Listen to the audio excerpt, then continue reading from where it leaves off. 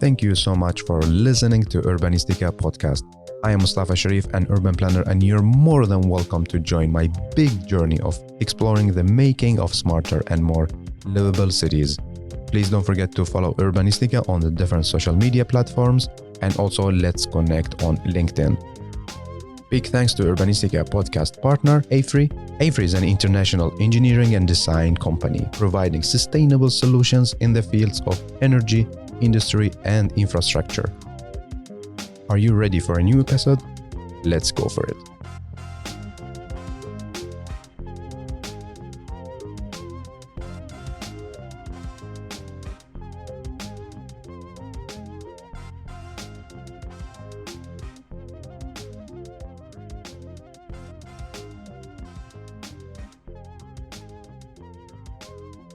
I have the pleasure to welcome you, Santiago, to Urbanistica podcast. Hey, and welcome.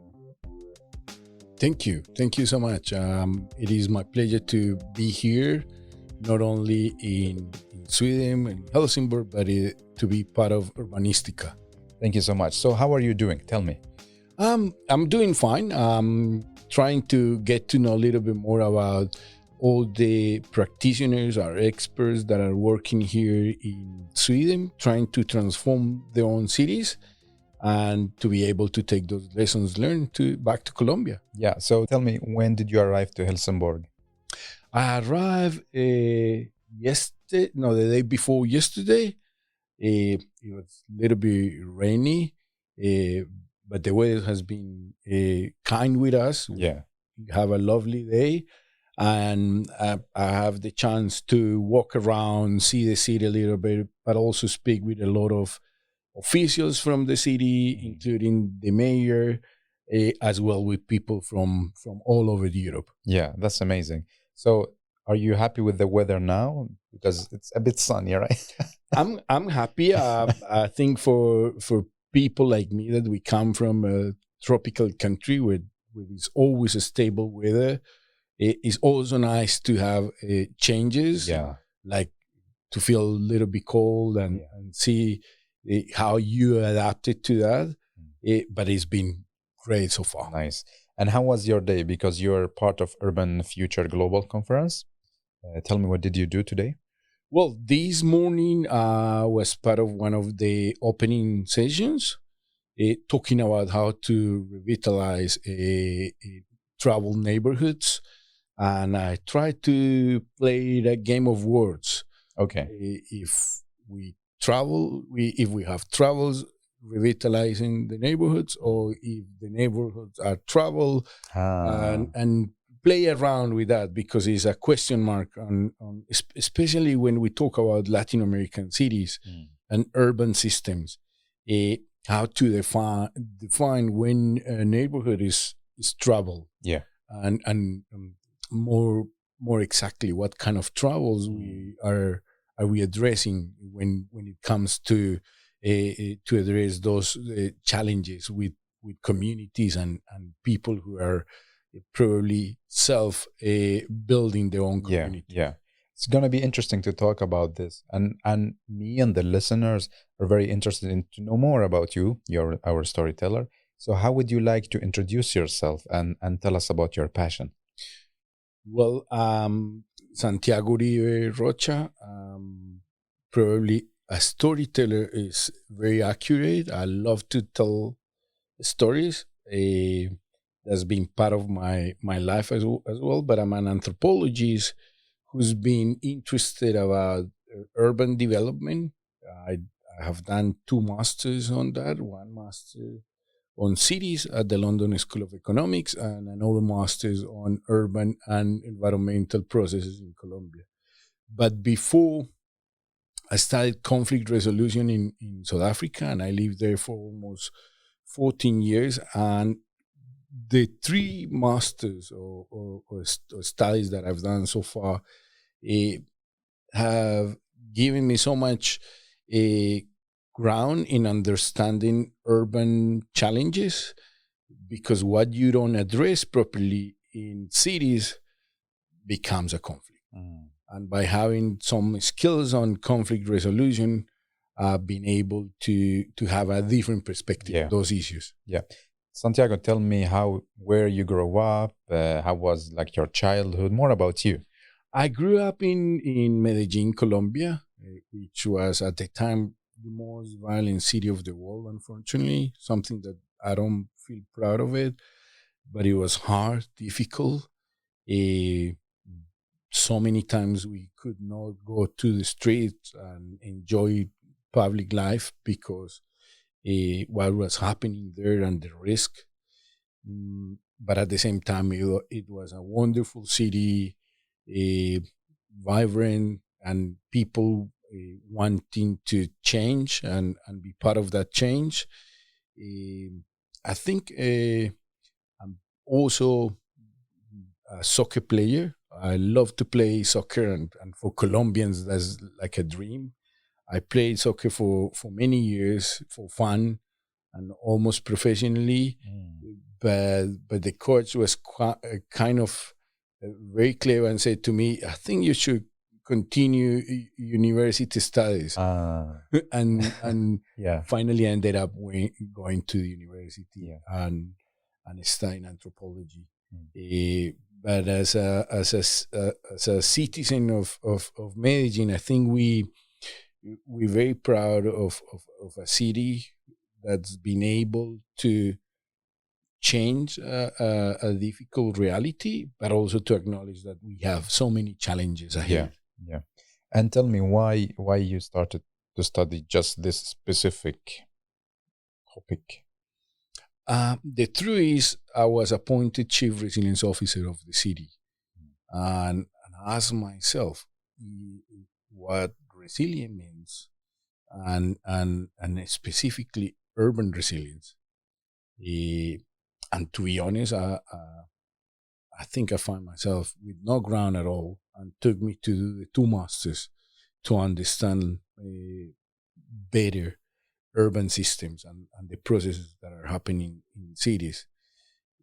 And it's been interesting because combining that with my anthropological skills, especially ethnography, as a practice, I've been able to go to the human scale of understanding cities and how important human beings are when we talk about urban systems. And in that case, I think one of the most interesting findings is that cities are not infrastructure, buildings, or traffic lights, or transport system, but people. Cities are people. That's the main unit and cell of urban systems. And anthropology allows you to go deep into that and understand the reason why we do certain things. Yeah. So if we start to talk about cities, why it's so important to do planning in a participatory way and to engage community? The truth is, if cities are people, there is no other way by include people in those processes of planning. And I personally believe that one of the major challenges today is to promote active participation for citizens. I think as a citizens, we oftenly forget our duty to participate in reshaping the city and transforming the city. And that's basically because democracy is taking us apart from that role. So we think when we vote is enough, is done, yes. And the truth is not. It's just a part of it. But on daily basis, we have to actively participate in transforming our cities. And the best way to do that, one of the most important ways, is by being actively engaging on planning and urban planning. And I don't think at the neighborhood level or at the municipal level, we often participate on those workshops or meetings that allows people to bring the insights and for city mayors and city councilors to be able to hear people's voices and what they think about their own city. But do you think it's a responsibility of citizens to be active, like the community should be active, or it's a responsibility for city to engage the community? I think both. I think is our responsibility because it's our city. So we need to create and advocate for spaces as well, but also for politicians and city councilors, mayors, to open those spaces and not only to open those spaces, but to be able to listen to people and taking those insights and transforming them into advices and actions, especially when we talk about public policies. I don't know if it's the case of cities here in Europe, but in most of the Latin American cities, citizens' participation is just an obligation that we tick on the list. We have done the consultation, but it's very hard to translate that knowledge into practice and especially into public policies. Why it's hard? I think because the dynamics of the power dynamics of democracy are shaping mayors and city councilors and officials in the way that they feel that power actually empowers them to have the right to decide about everything in our municipalities and in our cities, and also because as a citizens we lay back and we allow them to hold that power. And one of my invitations all the time is like we should really recover some of that power. And it doesn't need to be a fight or resistance. Sometimes probably we need to resist some of the public policies and norms, but it could be also a very friendly movement, just asking and participating and opening spaces for people to talk, for any kind of citizens, from children to youth, women, but also immigrants from other countries, because we all meet in the city. Public spaces and transport systems are the places where we meet, where we come together. And I think it's our duty and obligation to participate in shaping them, transforming them, and also not only understand ourselves as consumers of cities or just users of cities and urban systems, but producers of urban systems. But also, like, let's say now I'm talking from a citizen perspective. So why should I get into this fight and headache? Let me just be at home and let them plan the city, and I shall. So like, what's in it for me if I put so much energy and talk with municipality? What will I gain? Because if we don't do it, at some point, cities will face major challenges. I often say when it's a lack of communication and a lack of ideas, is conflict there. So by participating, you're reducing the probability of conflicts to emerge in your city, but also to take ownership. I mean, imagine if you don't participate in actively participate in producing, reproducing your own house and your family. Probably at some point you will face conflicts. And we are bigger families. Yeah. And when we don't talk to each other, when we don't bring ideas and collective ideas, that will go only one way, which is we will face conflicts. And the more you wait, the bigger the conflict will be. Yeah. I would love, very interested to hear more about projects that you work with. So please share with us some project that you work with, and please in detail, so we here in Europe learn from you. I think I'm going to talk about one that I've been studying, and I was not part of it. Partly, I was close to, and then I will talk about another one that I've been actively involved. During the 90s, Medellin was known as the most violent city of the world. And I think one of the lessons learned of our transformation was that at the time, a woman who was appointed Minister for Peace for our city. Imagine that a president is so confused that has to appoint a minister for the city. Specifically for that job. She came home and said, look, national government is not going to help us. They don't have the power or the resources. And the truth is we have to engage and actively participate in transforming our cities. Otherwise, we really going to go deep into a major crisis. And what was interesting about that process is she understood that she was not able to do it herself.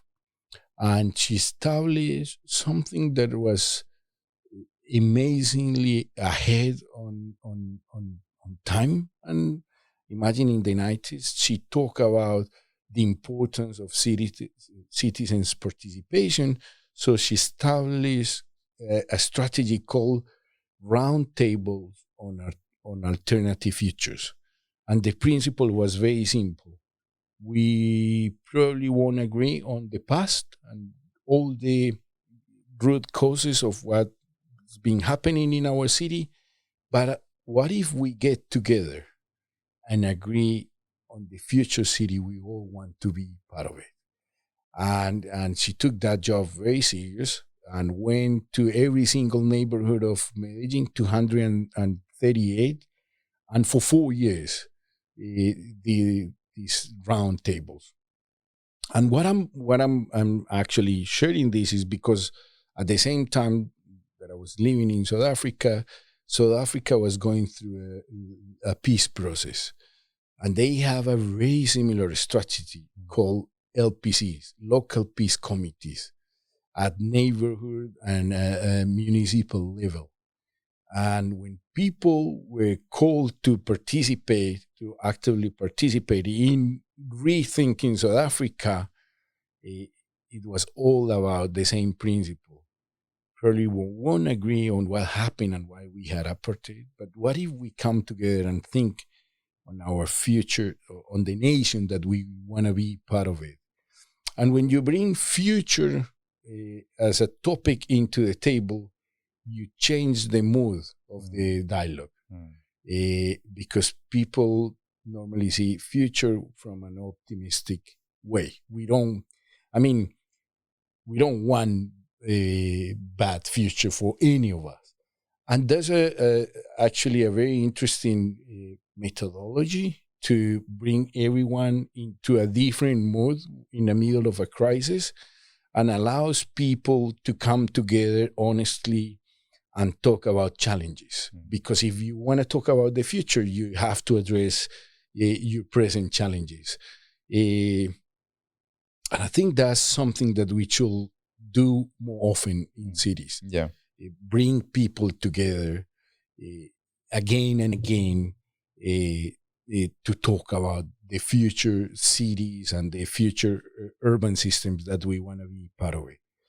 And specifically, I did an amazing work with my team. We, at the time, 1999, 2000, we were appointed to sort of spread children's rights in our communities. And I say to myself, I'm sure that the children know about their rights, and we took a different approach. We actually opened spaces through art to identify what children understood about their rights, and to come and to put together a new declaration of children's rights. And it was amazing because immediately they engaged in another conversation. It was not any longer about teaching them the children's rights, but for them, allowing them to produce new knowledge and to be critical about their own life, to be open, and also to think about the future and how children are able to participate in producing not only knowledge, but also spaces for dialogue.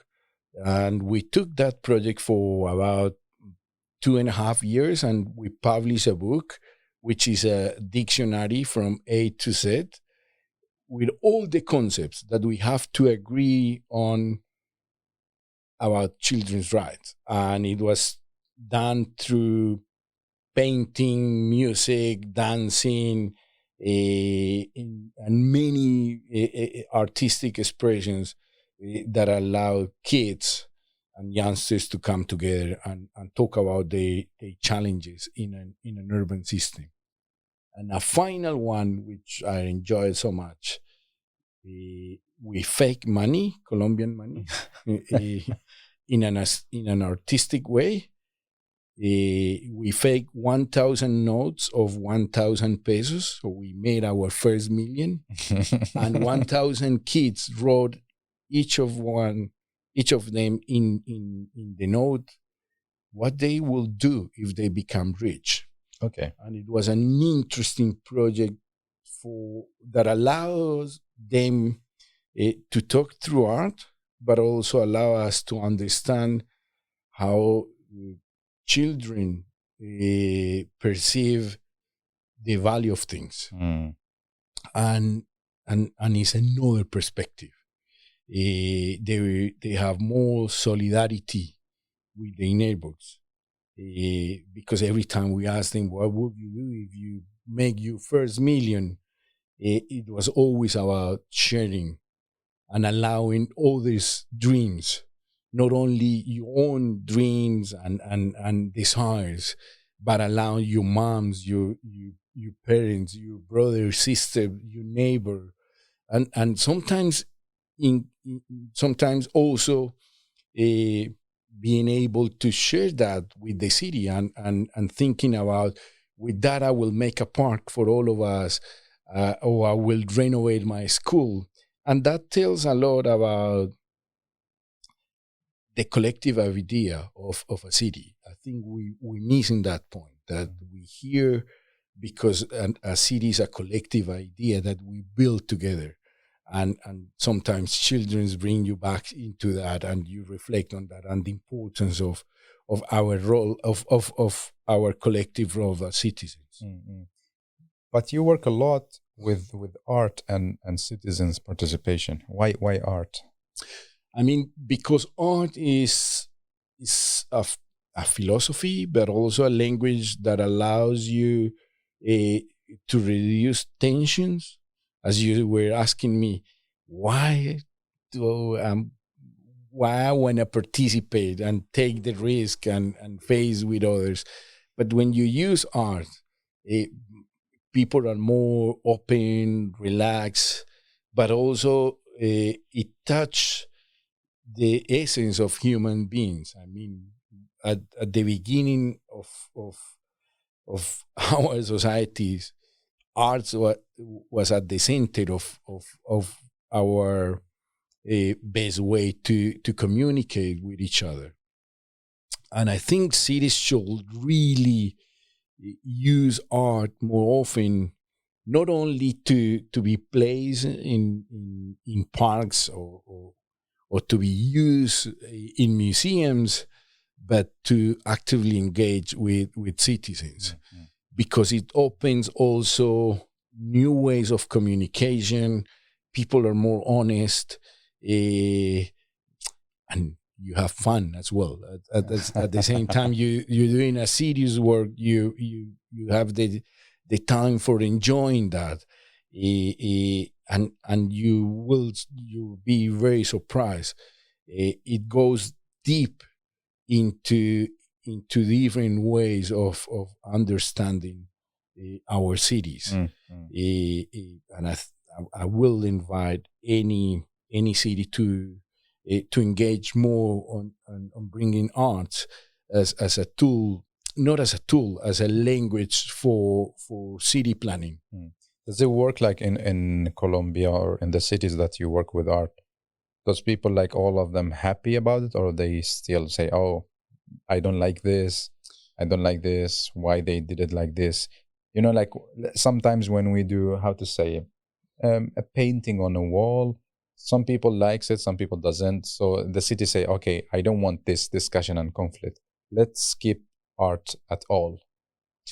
I mean, there is always those who are resistant or don't want to engage, and that's part of democracy. I mean, we do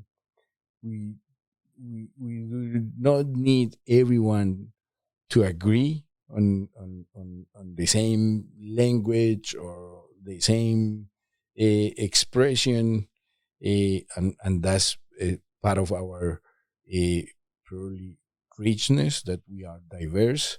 So my message is we should open as many spaces and diverse methodologies to allow citizens to come together and talk about the issues, the challenges, but also the way they actually come together to propose solutions. Sometimes through arts, sometimes through technology. Today, I mean, a podcast like this is a good example for people to engage on city planning issues, to be interested, to prepare themselves for probably a call of the city to actively participate on those processes. But also it could be by voting on a specific referendum to pedestrianize a street, like the example we seen from Vienna today by Maria Vasilakos, who was the deputy mayor of Vienna. It could be by any means, and art is just one of them that we should really use more often. But we have to be aware that citizens. I mean, to engage with citizens, you have to be very creative, and that's a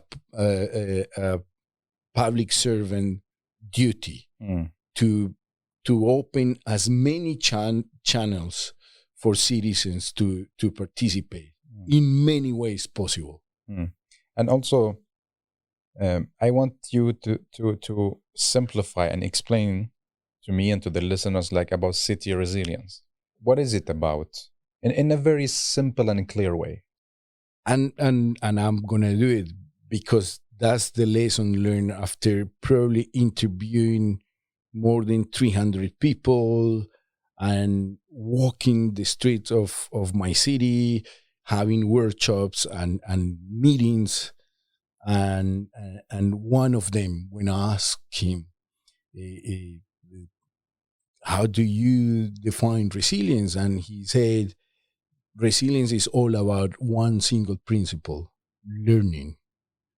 If you learn from your past and you introduce the lessons learned into your future planning, and you're able to produce and reproduce better systems, you are truly a resilience agent.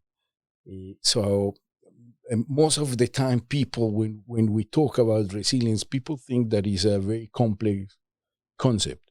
And I'm sure if you wanted to become complex, there are words and a lot of studies about it.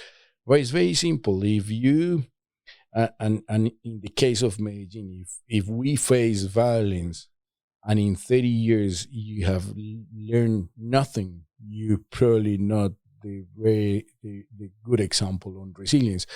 But if you learn from your own experience and you're able to introduce change, and that change goes in the positive way that you allow your city and your citizens to have a much better quality of life, you truly resilient. So in that case, still a question mark in our city if we are resilient enough. I mean, and with that, I would like to give a message on whatever we do in reducing inequalities and addressing social challenges and environmental challenges in urban systems. They're very fragile. They can go away. And a good example of that, and I would say we're not in a resilient world, is that after 2 world wars, we facing again that threat. Exactly the same.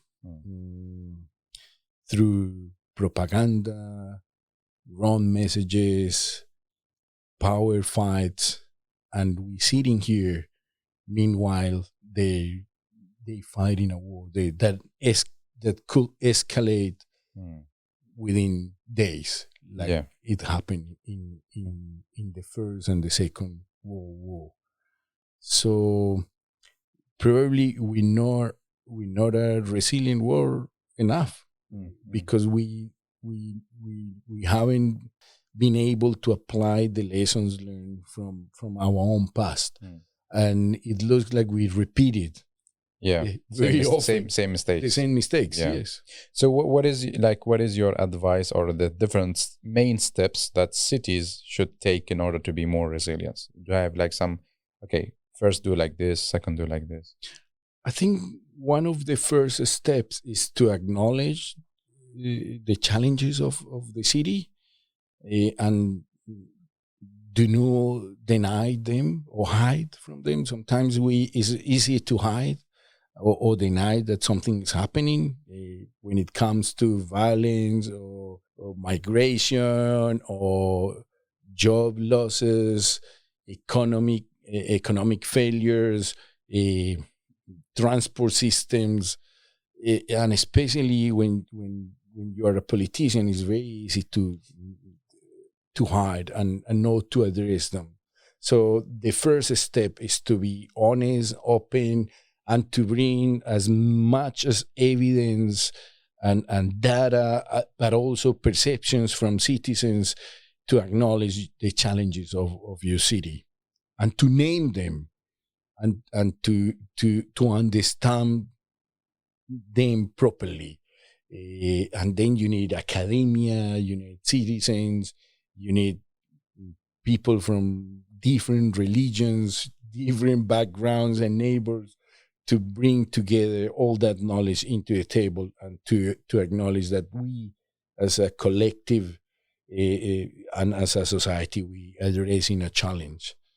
And by addressing and acknowledging a challenge, to be able to bring, as I was telling you earlier, the future perspective. What have we learned so far to address that challenge? Because it's been probably there for decades, and introduce the lessons learned, but also we are part of a globalized world. So to ask others for help.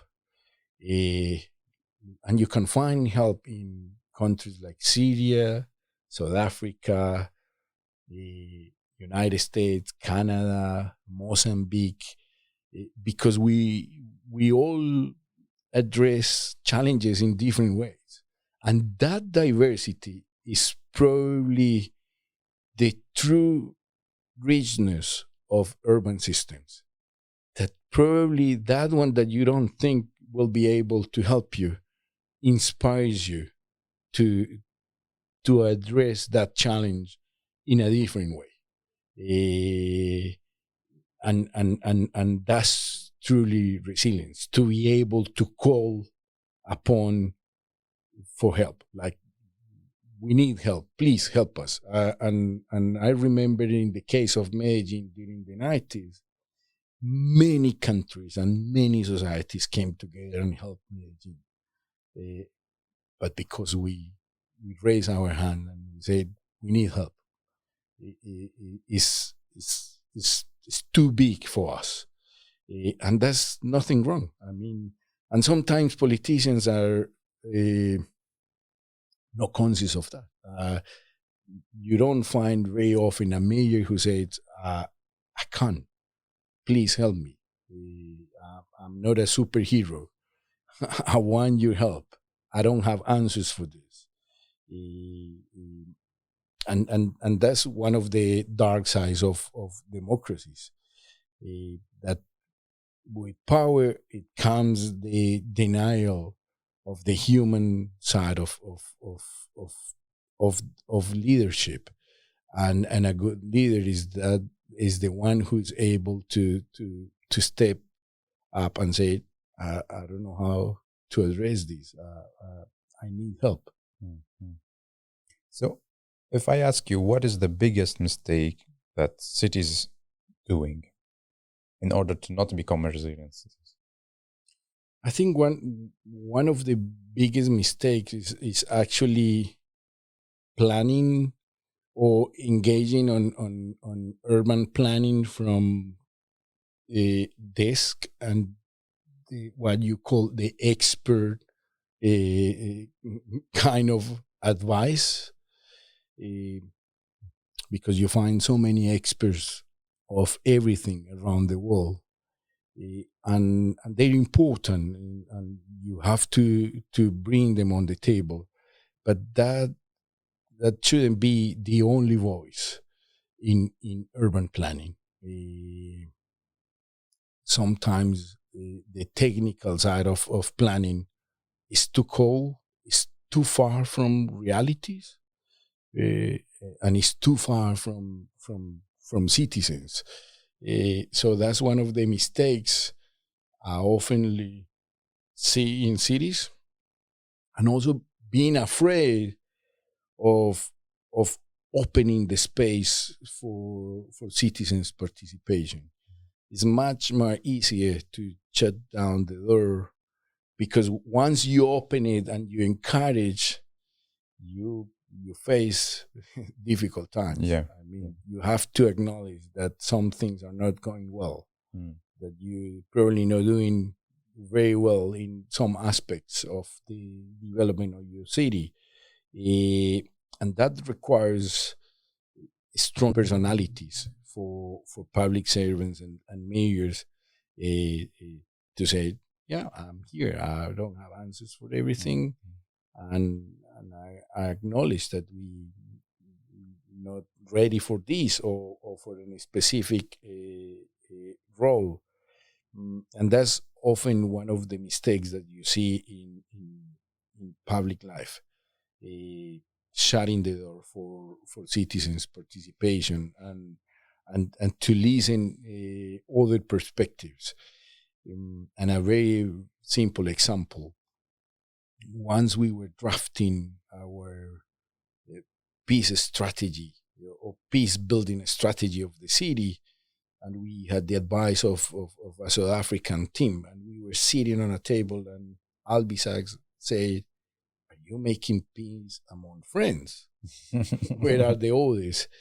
Sometimes it's so difficult to bring that other voice to the table, the one that doesn't agree with us, because it makes us uncomfortable, and that's a big mistake when it comes to urban planning. Yeah, but tell me, let's say like there are some planners or architects that are afraid of bringing other voices to the table in order to not to face the conflict and so on. So how should they think? Like, do you have an advice so they change their minds? Like, how to face this conflict?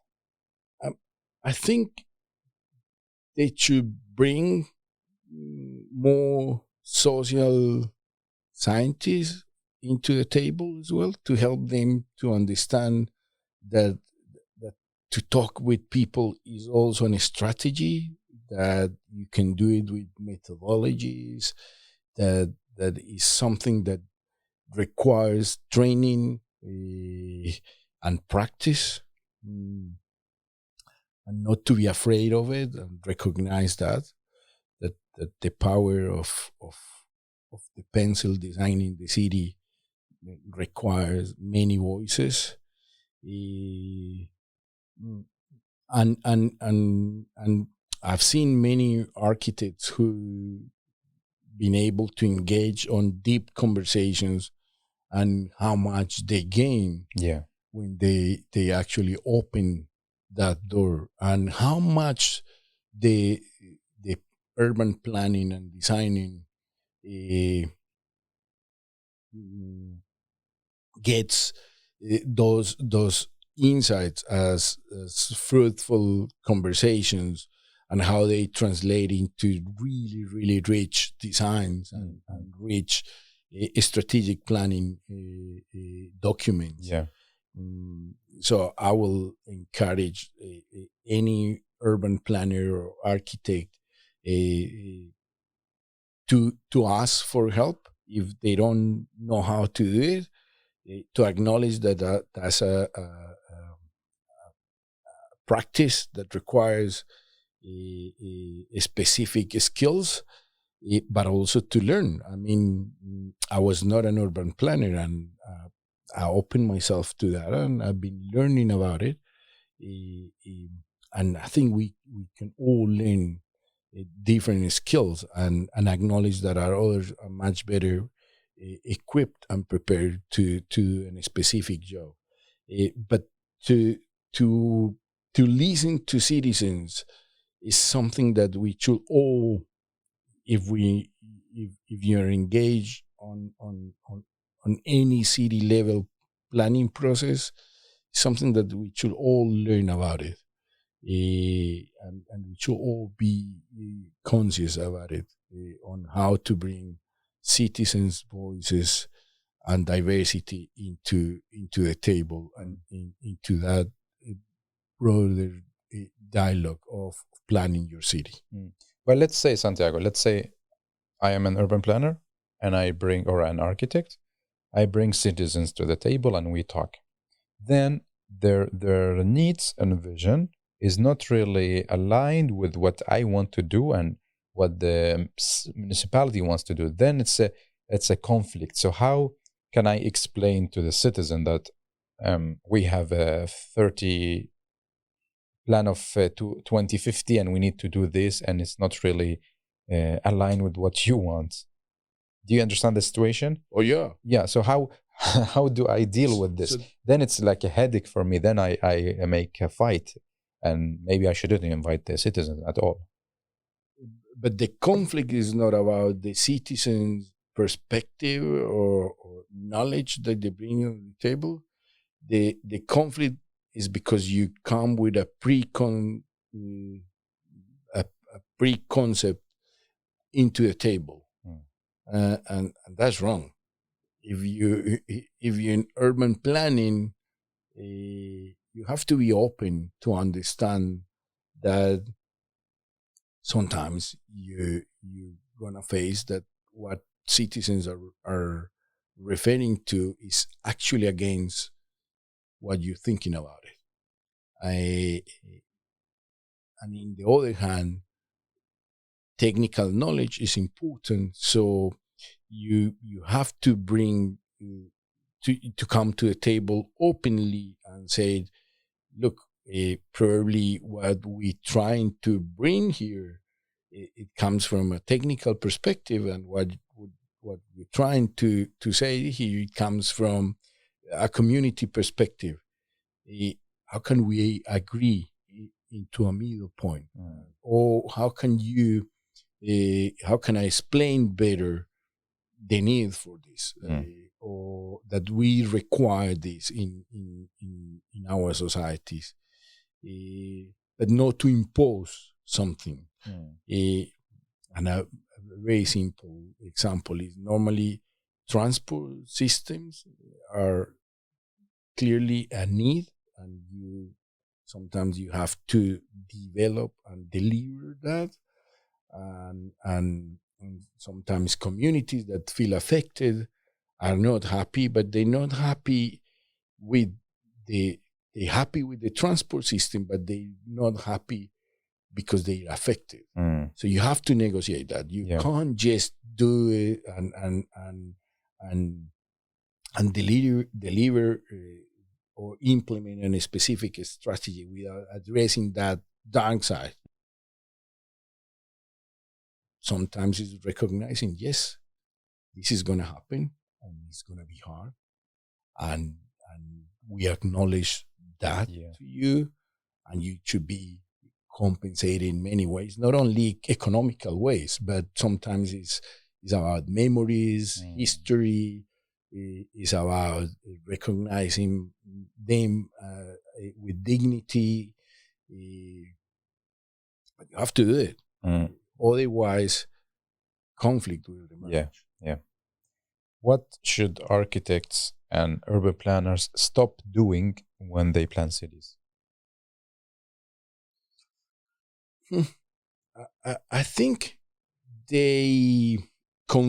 sometimes they confuse citizen participation with consultation, and those are two different things. Explain. What do you mean? Consultation is when you ask, and participation is when you open the door for questions, and not only for questions to something, but to question the essence of yourself as a citizen. Because no matter if you're an urban planner or an architect, you're also a person and a citizen. And we should open that door always to come back to the human scale and allow others to challenge you as a human being, and to put in others' shoes, and to understand that sometimes they bring a point into the table, because when you look at those perspectives, it's nothing else but being at that side of the dialogue. Because if it's a challenge between perspectives and a technical view, there will never be empathy. And architects and urban planners should be trained on empathy, on how to understand better citizens that are probably disagree or in disagreement with your ideas. At least to question yourself why this person is challenging this. Because if you come to the table and say, no, I have the reason, and these are all the technical facts, there is no point for dialogue. So build the city yourself. Yeah. And that's what has been happening for many years. True. Architects with so many power that they don't want anyone to be part of it. Yeah. And what you ended up having is a beautiful piece of a building or something that is just egocentric for someone to say that I was the one who I designed this. But probably for citizens, that doesn't mean anything. And if you are in charge of all cities on this planet, and you are allowed to add one rule or add one thing like policy or add a physical thing, what will you add to our cities? I think neither. I will encourage citizens to understand the power of small participation and active participation. It doesn't need to be public policies all the time, and it doesn't need to be infrastructure all the time.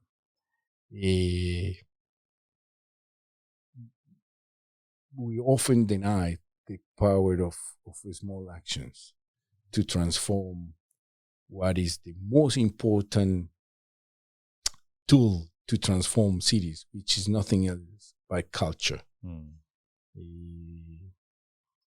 We will probably get cars away, not because economical drivers or reasons or technical, but because we embrace the need for a change, and then becomes culture and a habit. Otherwise, it's a fight that we're going to lose. So we oftenly forget the power of culture as that powerful tool that brings us all together into collective transformation. And back to your story, like you travel a lot, you study a lot. If you go back in time and change one thing or redo one thing, what will you do?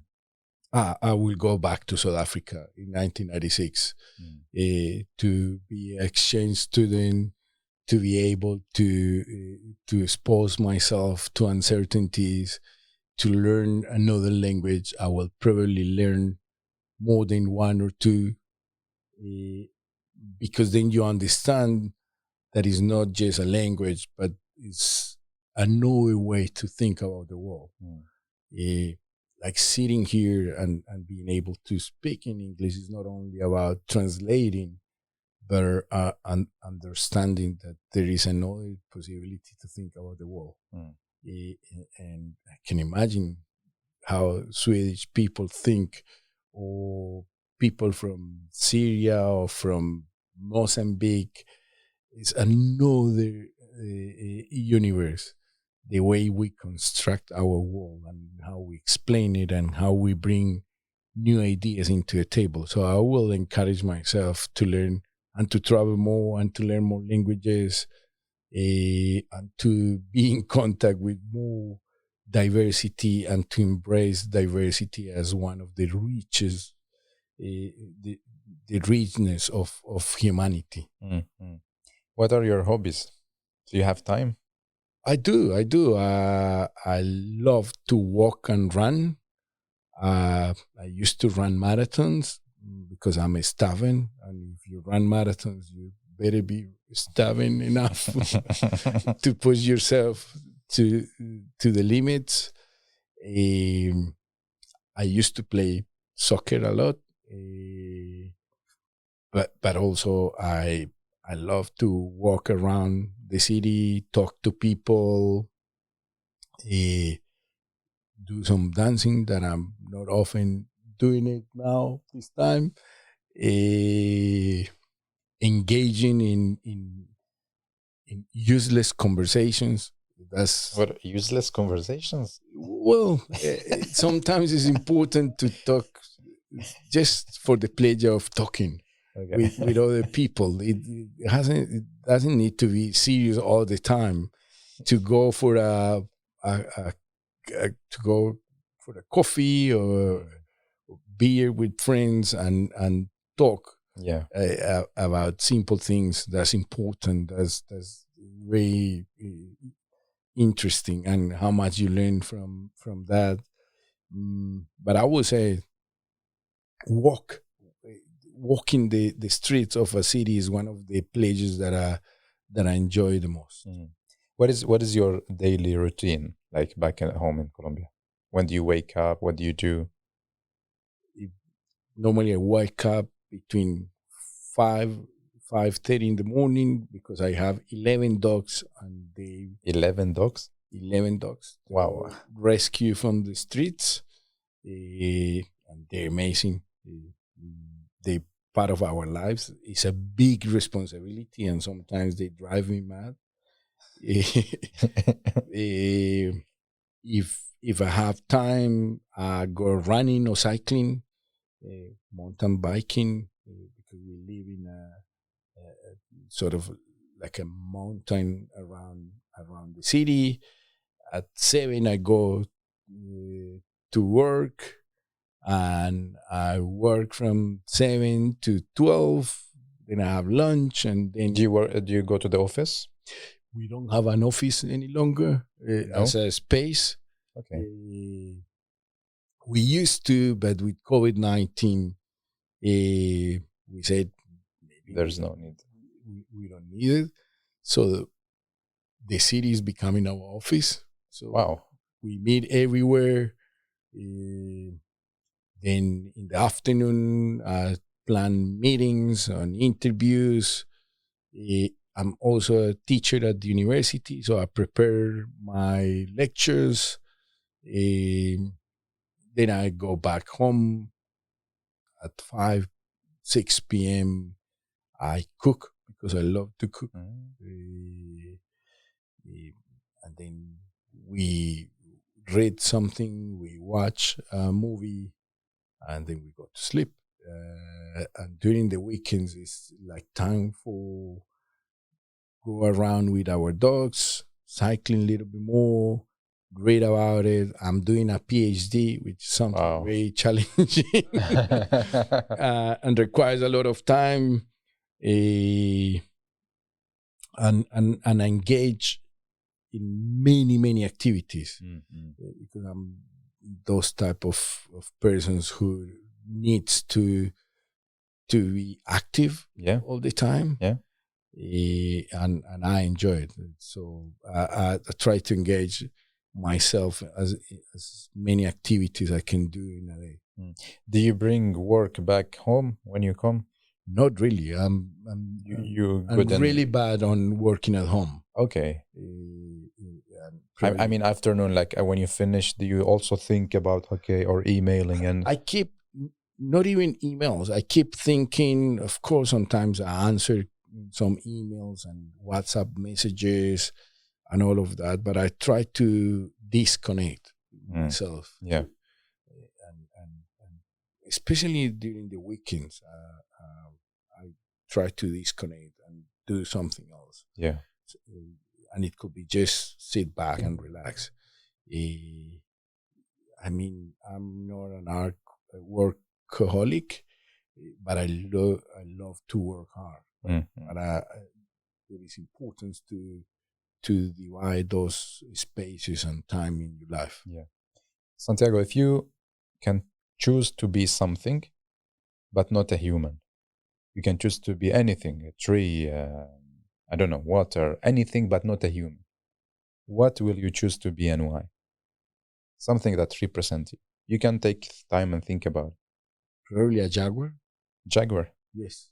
It's been always an animal that I knows a lot about the jungle, and it's also humble in the way that recognize the power of others. It's a cat, but it knows how to swim very well. It's sort of shy, but he knows his power very well. And it represents Latin America. They're very intelligent animals, and that's something that I haven't been able to tell you. But besides loving urban environments, I have spent a lot of time walking into the jungles of Colombia and learning from indigenous communities, learning from the environment, and just by walking into the wild and just to meet the silence of a jungle is an amazing experience. And being able to face a jaguar and to see how they walk and how they look at you, it's something that I always wanted to be. Yeah. Oh, that's very interesting. And I have the last two questions. The first one is going to be about you, giving me and the listeners 3 takeaway messages. What should we think about when we plan and design our future cities? I think a clear message is that we should actively participate on shaping our cities on a daily basis, engaging as citizens in that consciously. Also, participate in the planning processes of our city with our neighbors and with the municipality and city officials, and to know not only our rights but our duty to be part of that process.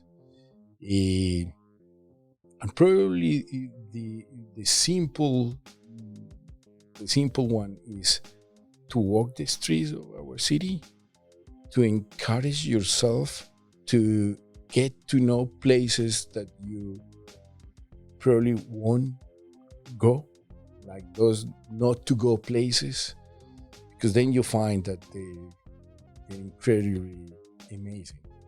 That there is not truly a place not to go in any city.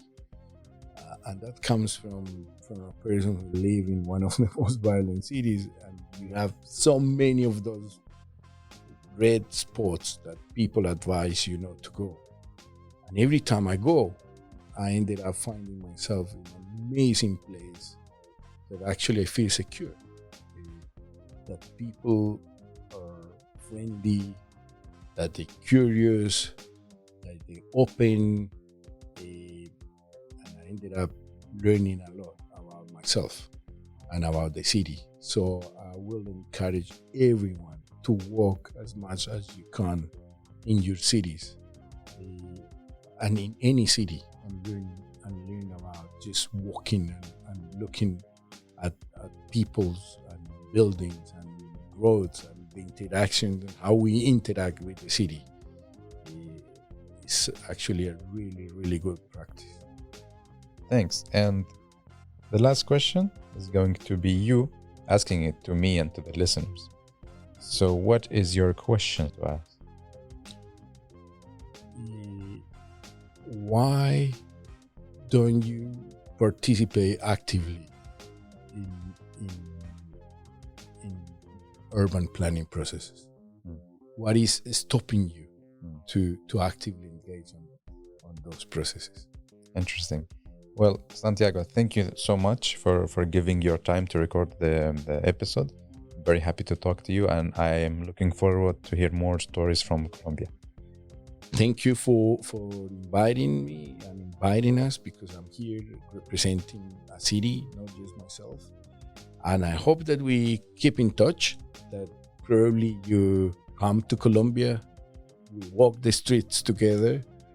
I think podcasts are an amazing tool, a very modern one. And if you combine that with some street walking, they probably one of the most powerful tools for urban planning. So I will invite you to do so. Every time you get a guest from another city, push yourself to go to that city and challenge the speaker knowledge and bring your own perspective about that city. Probably you will travel a lot in the near future, and you will find yourself as an expert on cities. Yeah. Thank you so much. Thank you.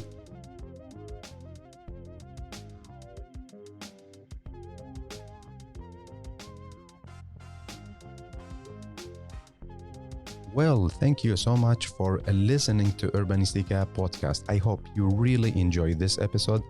You learned something new and also got inspired by the guest. Don't forget to share the episode on your social media and recommend it to people you think they are really interested in this topic. Thank you so much again for giving your valuable time to Urbanistica podcast. I am Mustafa Sharif. Keep up the good work. Keep loving cities.